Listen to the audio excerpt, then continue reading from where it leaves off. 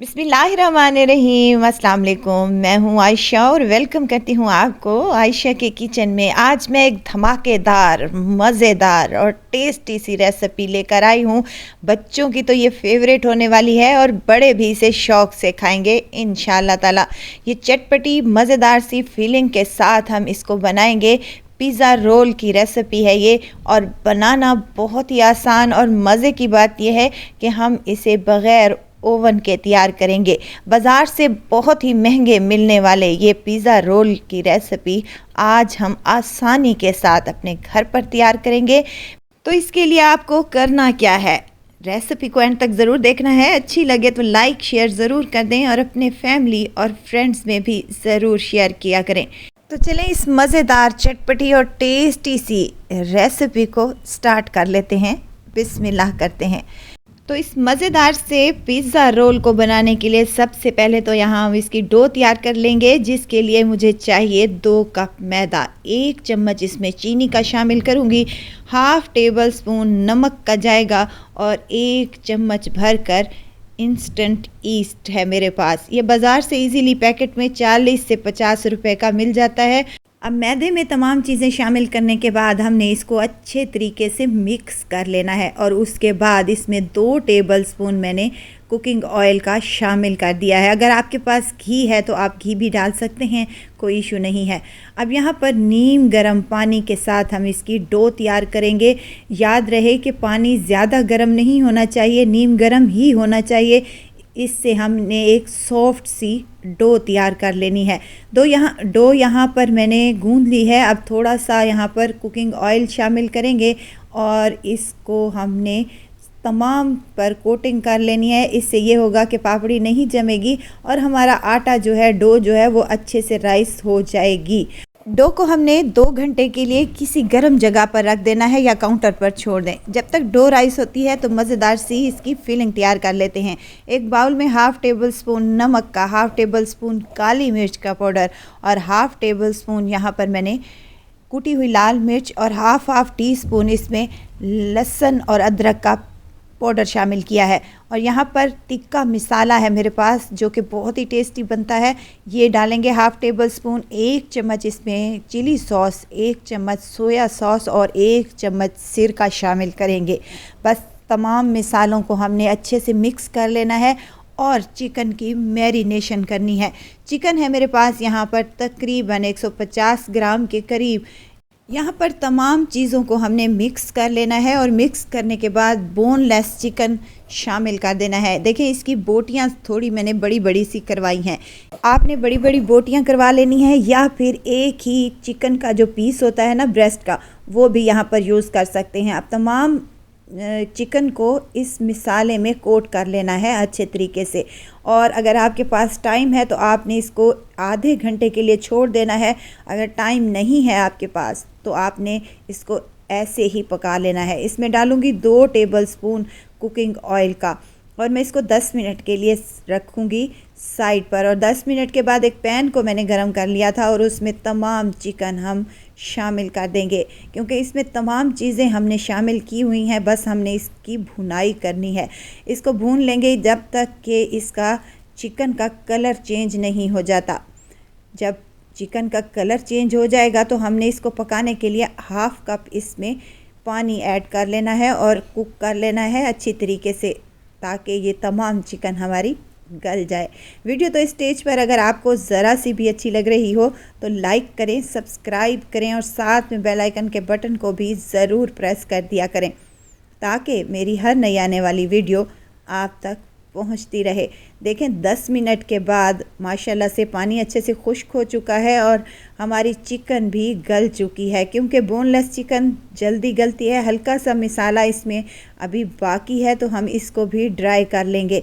अच्छे तरीके से खुश्क करने के बाद हमने इसको उतार लेना है और उतार लेने के बाद हमने इसको रूम टेम्परेचर पर आने देना है। जब ये बोटियाँ रूम टेम्परेचर पर आ जाएंगी तो हम इसको काउंटर पर ले आएंगे और किसी तेज़ छुरी की मदद से इस तमाम चिकन के हम स्ट्रिप्स काट लेंगे। अभी ये गर्म है चिकन, जब ये ठंडी हो जाएगी तो ये इजीली कट कर तैयार हो जाएगी। यहाँ देखें तमाम चिकन के पीसेस को मैंने कट कर लिया है, श्रेड कर लिया है। हाथ से करना चाहते हैं तो वो भी आप लोग कर सकते हैं। यहाँ पर डो हमारी राइस हो चुकी है और देखें डो मैं आपको चेक करवा दूँ कितनी माशाल्लाह से ये फूली हुई है और ये जालीदार सी हमारी डो बनकर तैयार हो चुकी है। अब क्या करना है, इसको 1 से 2 दफ़ा हमने मिक्स करना है, गूंद लेना है ताकि ये अच्छे से सॉफ्ट हो जाए और बहुत ही फ्लफ़ी सी हमारी डो बनकर तैयार हो जाए। अब इसका एक पेड़ा तैयार कर लेंगे और काउंटर पर हल्का सा मैदा डस्ट करेंगे और इसके हमने 2 हिस्सों में डिवाइड कर लेना है। आप एक रोटी भी तैयार कर सकते हैं, लेकिन ये आपसे हैंडल नहीं होगा तो इसलिए मैंने इसके 2 पेड़े तैयार कर लिए हैं। एक पेड़े को हम रखेंगे साइड पर और दूसरे पेड़े की हमने रोटी तैयार कर लेनी है और रोटी भी हमने हल्की सी मोटी ही रखनी है। जैसे पिज़्ज़ा की हमने मोटी रोटी रखती है ना, इसी तरीके से इसकी रोटी भी हम मोटी ही रखेंगे। हाथ की मदद से अच्छे से फैलाने के बाद हम इसको बेलन की मदद से बेल लेंगे। यहाँ पर देखें रोटी हमारी बेल चुकी है। अब यहाँ पर मेरे पास है पिज़्ज़ा सॉस। पिज़्ज़ा सॉस के 2 से 3 टेबलस्पून हम इसमें शामिल करेंगे और ब्रश की मदद से हम तमाम रोटी के ऊपर फैला देंगे। यकीन करें ये कोई इतने टेस्टी बनते हैं कि आप खाते जाएंगे और यकीन ही नहीं करेंगे कि आपने ख़ुद घर पर तैयार किए हैं।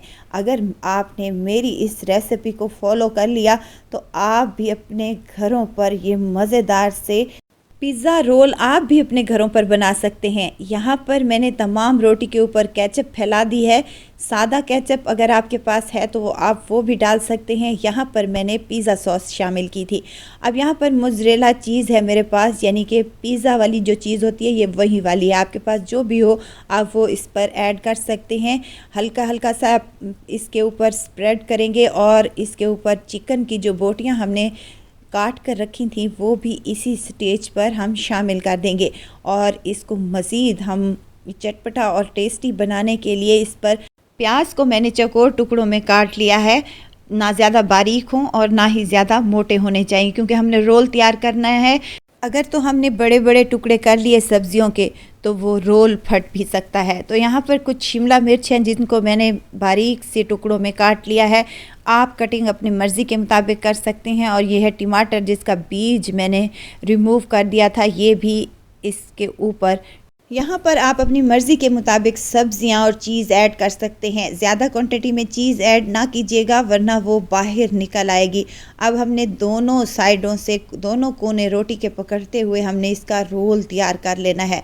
बिल्कुल वैसे ही रोल तैयार करना है जैसे कि हमने अपनी रोटी के लिए या पराठे के लिए रोल तैयार करते हैं। एहतियात से कीजिएगा वरना ये फट भी जाएगा और अगर आपकी रोटी मोटी है तो ये बिल्कुल भी नहीं फटेगा। बस आपने इसको हल्का सा हाथों की मदद से इसको रोल कर लेना है ताकि तमाम चीज़ें इस रोटी पर जज्ब हो जाएं। तो यहाँ पर कटिंग स्टार्ट कर लेते हैं। तेज़ छुरी की मदद से आपने इसकी 3 इंच के फासले पर रखते हुए आपने इसकी कटिंग कर लेनी है। यहाँ पर कटिंग हमारी हो चुकी है और देखें यहाँ पर कितने टेस्टी से और मज़ेदार से अभी से ये रोल बनकर तैयार हो चुके हैं। और देखें देखने में जितने ये खूबसूरत और टेस्टी से लग रहे हैं, खाने में उससे ज़्यादा मज़ेदार और यूनिक से हैं।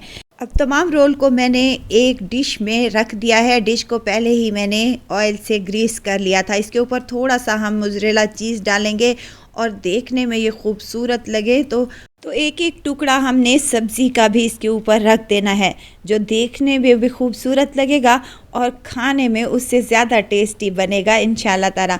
अगर यहाँ आपके पास ओवन है तो आप ओवन में भी बेक कर सकते हैं, लेकिन आप हर घर में ओवन नहीं होता तो यहाँ पर मैं पतीले में इसको बेक करूँगी।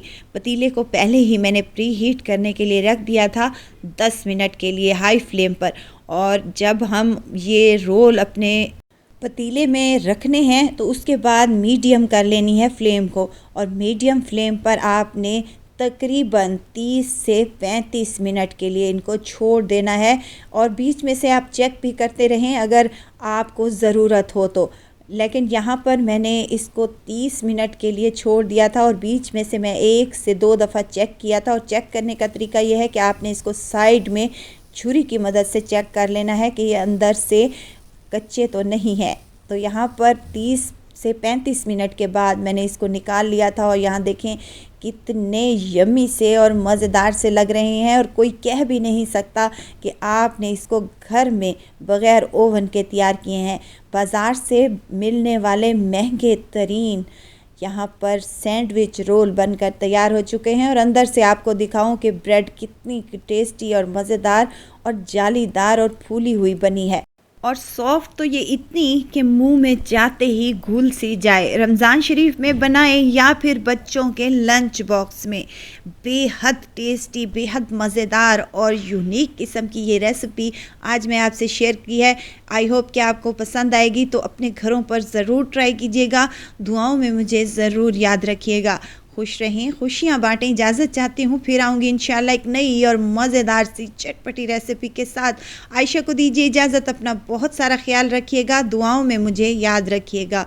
अल्लाह हाफ़िज़।